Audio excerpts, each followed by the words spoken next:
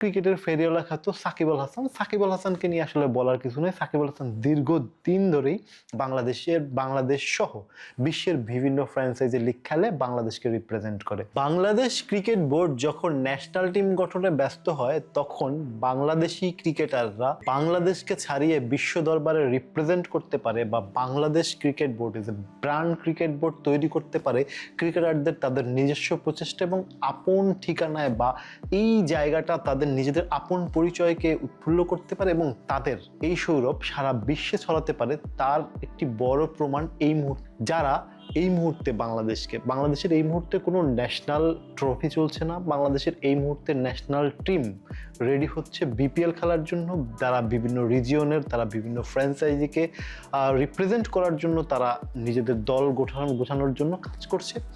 এই মুহূর্তে সবচেয়ে চাঞ্চল্যকর খবর হচ্ছে বাংলাদেশ ক্রিকেট ব্র্যান্ডিংয়ের ক্ষেত্রে যারা কাজ করে সেই রকম আমি 3-4টি নাম বলবো। ওয়ান অফ দ্য একজন হচ্ছে ক্রিকেটের ফেরিওয়ালা খ্যাত সাকিব আল হাসান। সাকিব আল হাসানকে নিয়ে আসলে বলার কিছু নেই। সাকিব আল হাসান দীর্ঘদিন ধরেই বাংলাদেশ সহ বিশ্বের বিভিন্ন ফ্র্যাঞ্চাইজি লিগ খেলে, বাংলাদেশকে রিপ্রেজেন্ট করে। সেটা কাউন্টি ক্রিকেট হোক, সেটা বিগ ব্যাশ হোক, সেটা SLPL হোক, কিংবা সেটা ILT20 হোক, সব জায়গায় সাকিবের পদচারণা দেখা যায়।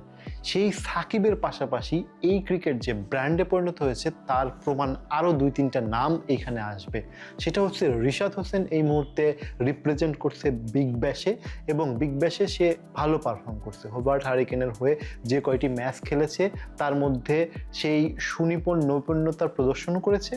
কিছুটা খারাপ ভালোর মিছিলে তার বোলিং এই বিগ ব্যাশ টুর্নামেন্টটা আগাচ্ছে। সেই সাথে মুস্তাফিজুর রহমান যেও ওয়ান অফ দ্য আমাদের পেস ইউনিটের ফেরিওয়ালা হয়ে উঠেছে, যে IPL-এ রিপ্রেজেন্ট করতে যাচ্ছে কয়েকদিনের পরেই এবং যেখানে 9,20 লাখ টাকার বড় একটা অ্যামাউন্টে তাকে সাইনিং করেছে কলকাতা নাইট রাইডার্স। সেই জায়গায় মুস্তাফিজ যে কোন মাপের ব্র্যান্ডিং ক্রিকেট খেলে সেটার প্রমাণ আমরা ILT20-তেও দেখেছি। ILT20-তে সে লাস্ট যে ম্যাচটা খেলছে, লাস্ট ম্যাচেও সে ম্যান অফ দ্য ম্যাচ হয়েছে এবং এই মুহূর্তে দেশে ফিরেছেন BPL খেলার জন্য। এই ব্র্যান্ড ক্রিকেটারদের বা একটা ক্রিকেট বোর্ড কখন ব্র্যান্ডে পরিণত হয় তার প্রমাণ হচ্ছে তাদের শিষ্য বা তাদের যে প্রোডাক্ট সেগুলো যখন বিশ্ববাজারে চড়া মূল্যে বহির্বিশ্বের মানুষ কিনতে চায় বা তাদেরকে নিতে চায়, এইটা যখন প্রমাণিত হয় তখনই হচ্ছে একটা ক্রিকেট ব্র্যান্ডের পরিণত হয়।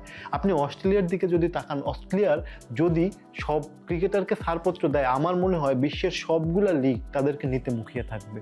এর কারণ একটাই, তারা হচ্ছে ওই প্রোডাক্টিভ জায়গায় নিতে পেরেছে, ওই অভিজ্ঞতার জায়গায় নিতে পেরেছে। সেইখানে বাংলাদেশি ক্রিকেটাররা যখন বিশ্বমঞ্চ রিপ্রেজেন্ট করে তখন বাংলাদেশ ক্রিকেটের ব্র্যান্ড ভ্যালু বাড়ে, বাংলাদেশ ক্রিকেটের স্পন্সরশিপ বাড়ে, বাংলাদেশ ক্রিকেটের দর্শক দেখার জন্য আগ্রহ সৃষ্টি করে। এবং শুধুমাত্র তাই না, ওই লিগগুলোর ব্র্যান্ডিংয়ের ক্ষেত্রেও বাংলাদেশের দর্শকদের প্রতিনিধি হিসেবে যখন একজন রিপ্রেজেন্টেটিভ থাকে বা একজন ক্রিকেটার ওই একটা লিগে যখন খেলে, তখন যেটা হয়, এইটা ক্রিকেট বোর্ডকে ছাপিয়ে, ন্যাশনালিজমকে ছাপিয়ে ইন্টারন্যাশনালি বাংলাদেশকে রিপ্রেজেন্ট করার জায়গায় নিয়ে যায়।